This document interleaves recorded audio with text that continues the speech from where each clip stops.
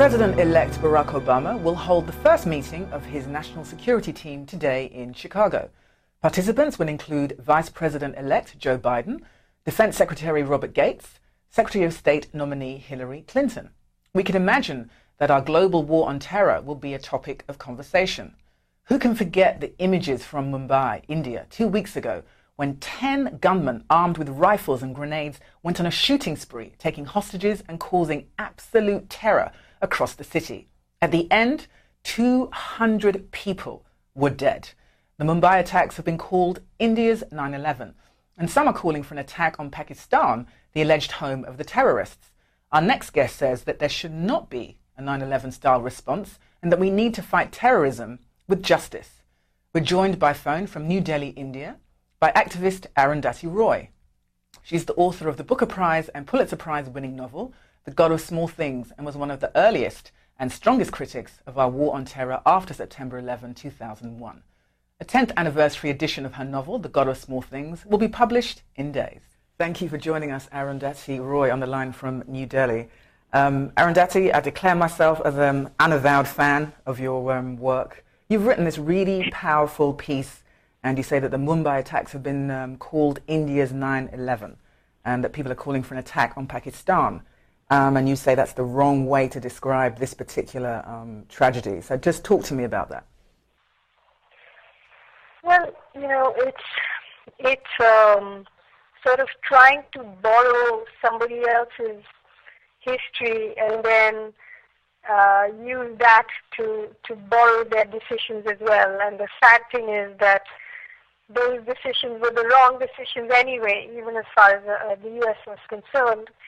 But, if you look at it, the 9/11 attacks were the first attacks on American soil since Pearl Harbor, whereas India's been suffering, or India has had a spate of terrorist strikes. I mean, I'm saying terrorist, even though we know that that's a very contested word. But and just this year, there was a spate of attacks. Bangalore, Ahmedabad, Jaipur, Delhi, and Mumbai, of course, was the latest.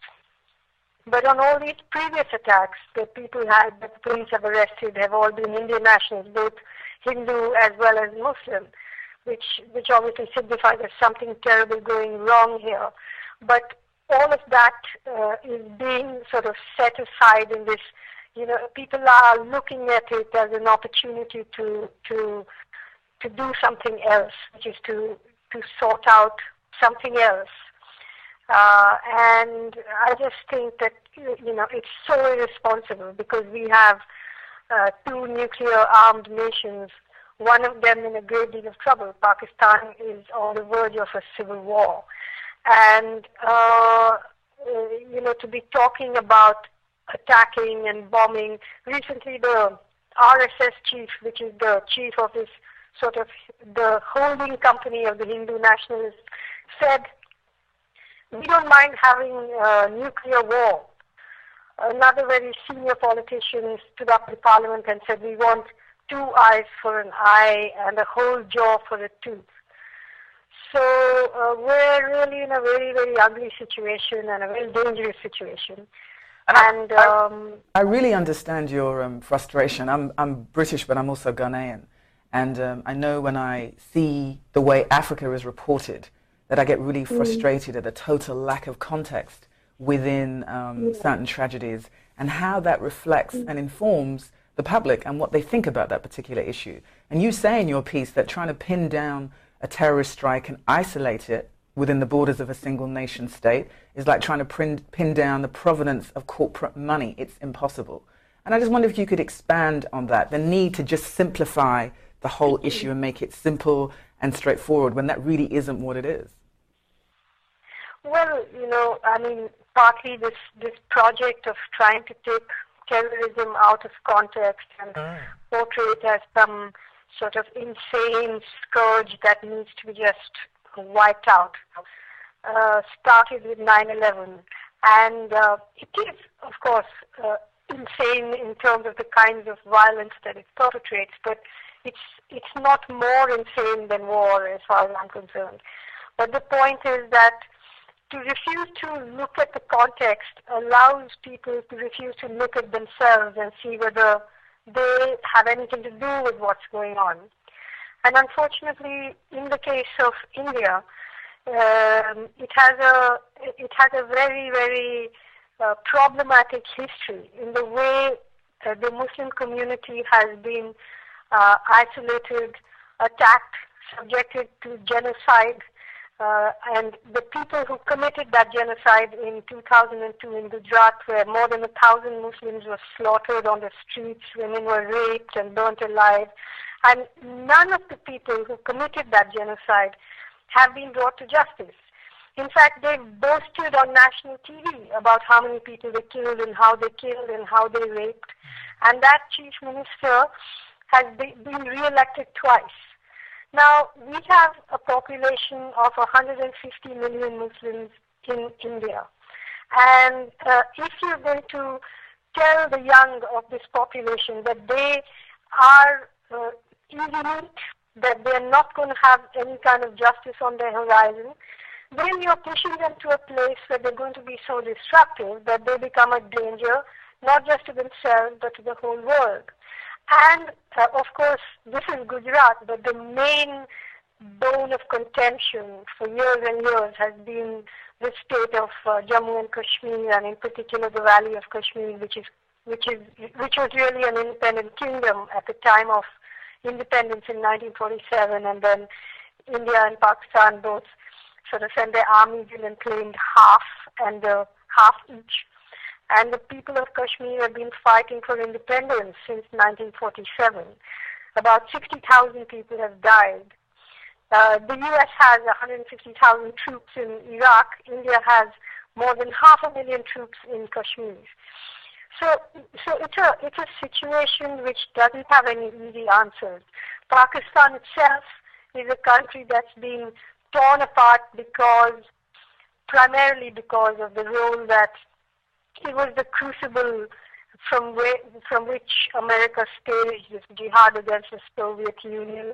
Pakistan was the recruiting agency for sort of mujahideen from the Arab states, the foreign fighters that were being indoctrinated in madrasas, armed with deadly weapons and sent into Afghanistan. But they weren't just being armed, they were being indoctrinated into jihad, into this kind of radical Islam. And you can't just snap your fingers and expect that that's going to be over when you want it to be. So it's a very, very complicated situation, made very dangerous by the fact that both these countries now have bigots and have nuclear weapons. So, no amount of fostering by anyone is going to help. Arundhati, let me just switch focus, because you talk also specifically about the media's role in how they portray what happened in Mumbai. And in your piece you talk about this dangerous, stupid oversimplification, like the police are good, politicians are bad, chief executives are good, chief ministers are bad, the army is good, government is bad, India is good, Pakistan is bad. And you write about why that oversimplification is dangerous and the reaction it gets from the public. And I wonder if you could expand on that a bit more as well. Well, you see, the thing about the Mumbai attacks which sort of set them apart from the rest of the history of terrorist attacks we've had is that in Mumbai, two big five-star hotels where the elite go to eat were attacked. And suddenly, this whole little crust which is known as India Shining, this tiny little crust of very rich people that is spread very thinly over a very, very poor country was breached. And the media was totally fascinated by this and almost forgot to report that, a railway station was attacked and 57 people were just gunned down there. In its fascination with this. And then all these elites came out, and it was actually so strange to see them cursing politicians and literally calling for police rule. And I thought about it for a while because, you know, on the one hand you had Pakistan, which has had military rule for years and years and just has this shaky civilian government. And on the other hand, you have this Indian elite that's grown fat on the pickings of democracy, now calling for police rule.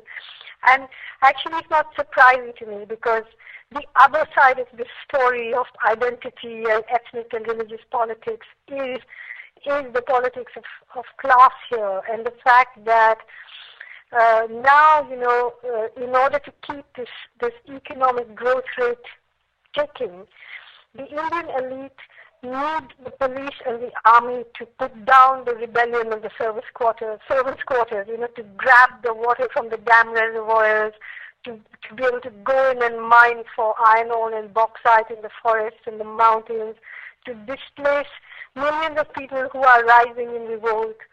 So somehow there was a coincidence in the fight against terror and the fight to sort of keep snatching and grabbing the resources of this country and impoverishing millions in the process. So it's even there a very complicated situation where you have a Maoist insurrection which when it's not Islamic terrorists, it's Maoist terrorism that the government and the elite are concerned about. And that is because, for instance, in the jungles of central India, you have something like 640 villages that have been just depeopled, you know, because big corporates are going in there and they want the iron ore out of there or the bauxite out of there and so on. So it's a country which has a semblance of order, which Pakistan has lost, but it's a very thin crust of order. And chaos is just below the surface here too. You talked about as well in your piece that there has been an interesting reaction in India, and you mentioned all the op-ed essays and the amount of opinion that has been written. And I wonder if you could talk about the kind of reaction that you've had. One of the things that you say is that when you raise some issues about the manner in which this is really the unraveling of the American empire, and you were raising questions that on a mainstream TV channel there was this whole question mark almost of your patriotism, as if somehow it was un-Indian to just question what the government was doing. And it really reminds me of the way independent journalists have been critiqued over here, as if somehow to question what the government was doing in Iraq was un-American. So they invoke patriotism when you're trying to critique what a government is doing. I wonder if you could talk about the reaction to your piece from that point of view.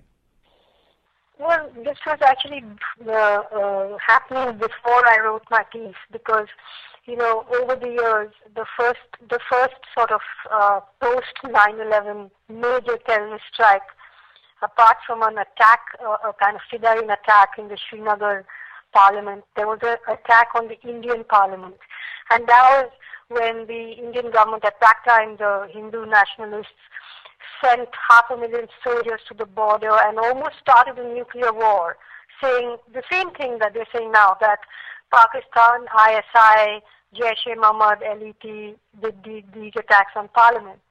And the day after the attack, they arrested 4 people. One of them was a lecturer in Arabic from Delhi University. And they said he was the mastermind, and the media just went crazy, you know. And some of us started campaigning. Our lawyers sort of led this campaign for the free and fair trial of these people. And eventually in the trial, 3 out of the 4 were acquitted of the charges they were accused of. One of them was convicted of some other charge, some other minor charge. And one of them was sentenced to death, but the Supreme Court said in so many words that we don't have evidence to say that he belonged to a terrorist group, but in order to satisfy the collective conscience of society, we are sentencing him to death, more or less. And eventually we found that evidence had been manufactured, the police had lied, the witnesses had lied, nothing held up. And we still don't know who attacked the Parliament. Then subsequently there's been a whole spate of this kind of stuff. Like last week there was a story about the same police actually who had put two Muslim men into prison saying they were terrorists who were caught with RDX and so on. And the CBI was called in to do an inquiry and found that they were just two innocent men who'd been abducted and had all this stuff planted on them and put away. 2 months ago, the same individuals, I'm saying, went into a flat and shot two students dead and then said, oh, they were responsible for the bombs in Ahmedabad and Delhi.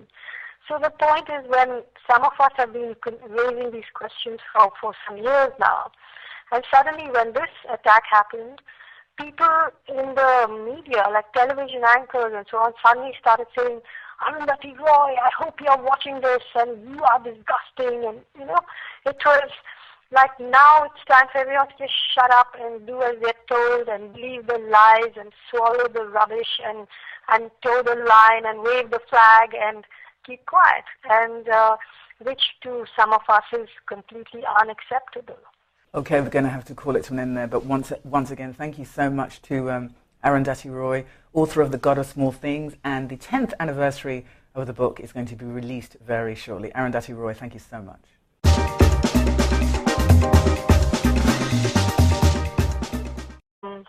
Sort of trying to borrow somebody else's history and then use that to borrow their decisions as well. And the sad thing is that those decisions were the wrong decisions anyway, even as far as the U.S. was concerned. But, if you look at it, the 9/11 attacks.